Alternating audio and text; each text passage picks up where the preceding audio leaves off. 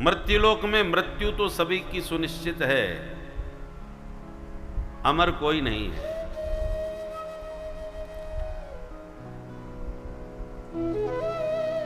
जितनी लंबी यात्रा पर जाओ उतनी ज्यादा तैयारी करना पड़ता है। प्रयागराज जाने के लिए आप लोगों को ज्यादा प्रयास नहीं करना पड़ेगा, पास में है। और कोलकाता जाना है, मुंबई जाना है तो थोड़ी तैयारी करना पड़ेगा। ट्रेन का रिजर्वेशन हुआ कि नहीं, सूटकेस में सब सामान ठीक से लगाया कि नहीं। और कहीं विदेश जाना है तो महीनों पहले से पासपोर्ट, वीजा आदि का प्रबंध कराना पड़ता है।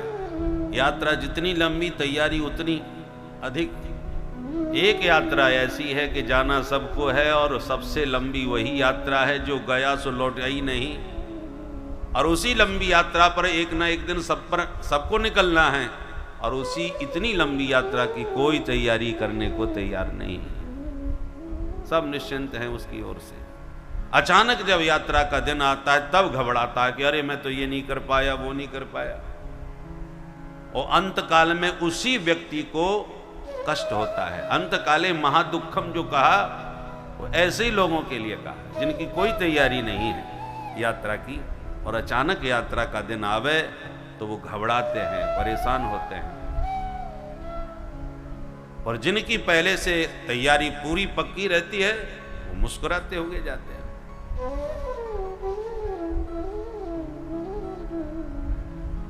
मृत्यु में कोई कष्ट थोड़ी होता है,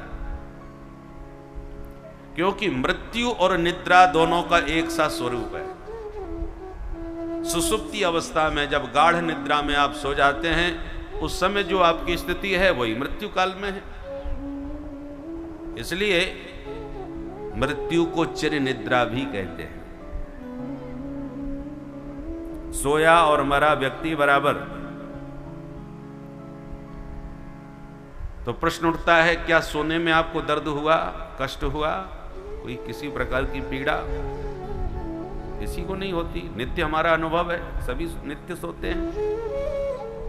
बल्कि यूं कहा जाए कि नींद ना आवे तो नींद की गोली खा के सोते हैं।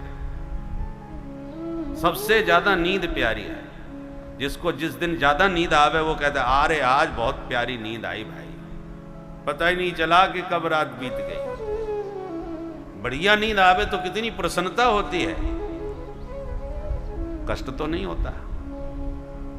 जब आपको निद्रा में कोई कष्ट नहीं हुआ और मृत्यु जो चिर निद्रा है उसमें कष्ट क्यों होता है भाई?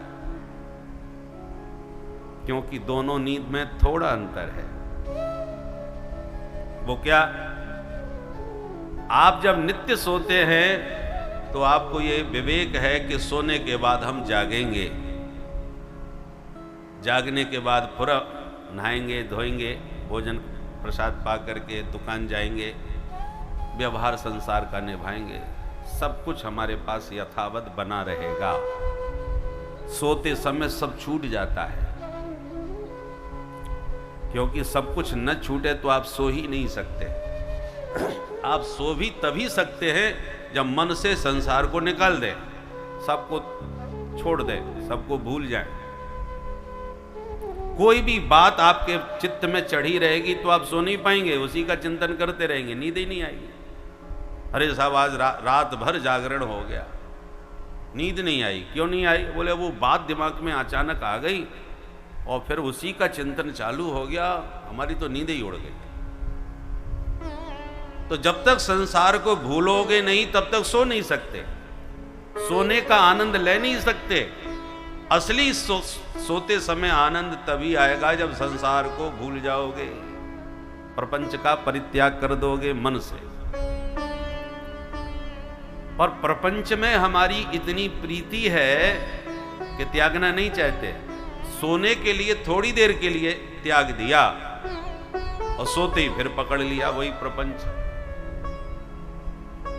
जागते ही।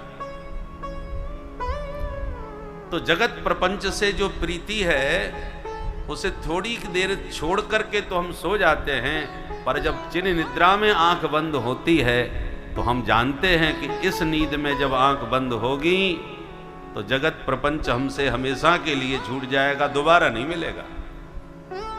हमने ये जो बढ़िया बंगला अपने रहने को बनाया था, करोड़ों रुपए लगा करके, बढ़िया जो हमारे दुकान बनी थी, बढ़िया जो हमने गाड़ी खरीदी थी, इतना जो हमने समाज में व्यवहार बनाया था, पत्नी पुत्र परिवार बंधु बांधव इष्ट मित्र, कितना मेरा संपर्क संबंध लोगों से है, यही तो संसार हमारा है।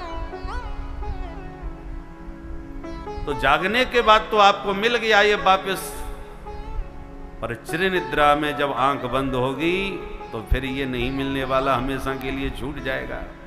केवल यही नहीं छूटेगा, ये जो शरीर जिस पर हमने खूब मेकअप किया, करोड़ों रुपए इस पर भी जिंदगी में कितने रुपए खर्च कर दिए होंगे सजाने संवारने में, वो भी नहीं मिलेगा, वो भी छूट जाएगा। बस यही कष्ट होता है मरते समय। मरने का ये कष्ट नहीं है, कष्ट छोड़ने का है। तो अंतकाले महादुखम किसके लिए है? जिनकी आसक्ति संसार में बहुत अधिक है। जिस संसार को आप एक दिन के लिए नहीं छोड़ पाते ठीक से,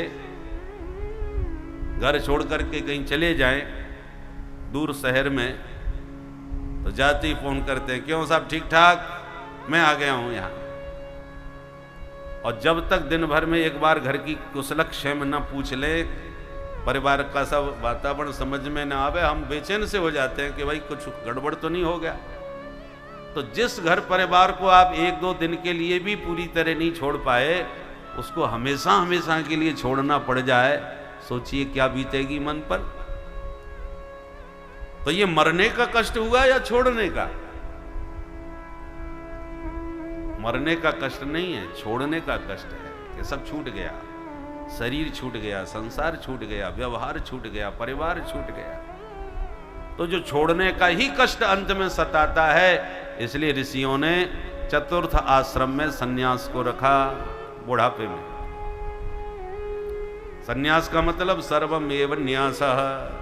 जिस संसार को तुम्हें छोड़ना ही छोड़ना है, उसे पहले से छोड़ना चालू कर दो। अभ्यास में छोड़ने का उतारो।